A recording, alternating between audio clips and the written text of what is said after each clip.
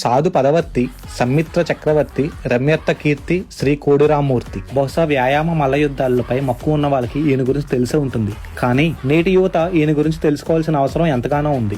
శ్రీ కోడి రామ్మూర్తి నాయుడు గారు శ్రీకాకుళం జిల్లా వీరఘట్టంలో 1883 నవంబర్ 3వ తారీఖున జన్మించారు. ఈయన 2వ తరగతి వరకు వీరఘట్టంలోనే చదువుకున్నారు. వ్యాయామంపై ఉన్న మక్కువతో వాళ్ళ ఊర్లోనే చిన్న చిన్న బల ప్రదర్శనలు చేసేవారు. ఆయన ఇంట్రెస్ట్ చూసిన వాళ్ళ తండ్రి ఆయన్ని మద్రాసులోని వ్యాయామ కళాశాలలో ఆయన చేర్పించారు. మద్రాసులో శిక్షణ పూర్తి చేసుకున్న ఆయన విజయనగరంలోని ఎంఆర్ కాలేజ్ లో వ్యాయామ శిక్షకుడిగా ఉద్యోగంలో జాయిన్ అయ్యారు. ఈయనకి వచ్చిన బిరుదులు ఎవరికి ఇవ్వలేదు, ఎవరికి రాలేదు అనుకోండి. మల్ల మార్తాండ, మల్ల రాజు తిలక్, జగదేక వీర, కలయుగ భీమ, జయవీర హనుమ, వీర Kanteerava, Indian Hercules, Indian Sandow వంటి ఎన్నో బిరుదులు ఈయన సాధించారు. అప్పట్లోనే ఈయన ఇంగ్లాండ్, బర్మా, జపాన్, చైనా ఎన్నో దేశాల్లో బల ప్రదర్శన చూపించడానికి తిరిగేవారు. ఈయనకి ఎంతమంది మిత్రులు ఉన్నారో అంతేమంది శత్రువులు కూడా ఉన్నారు. శ్రీలంక, బర్మా వంటి దేశాల్లో ఈయన పైన ఎదురుదాడులు కూడా జరిగినాయి.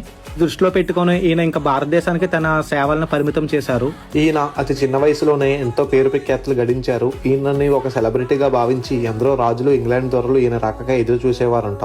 ఆయన శిష్యుడైనటువంటి నాగమల్లి పైడిరాజు గారు 1987 నవంబర్ 7వ తారీఖున విజయనగరం మున్సిపల్ కాంప్లెక్స్ ఆపోజిట్ లో కోడి రామ్మూర్తి వ్యాయామశాల ప్రారంభించబడింది. ఈ జిమ్ నుంచి చాలా మంది body building and weight lifting competition కి రాష్ట్ర, అంతర్రాష్ట్ర స్థాయిలో అటెండ్ అవుతూ ఉంటారు. ఇంత పేరు ప్రఖ్యాతులు గడించిన జిమ్ మన విజయనగరంలో ఉండడం మనం చేసుకున్న అదృష్టం.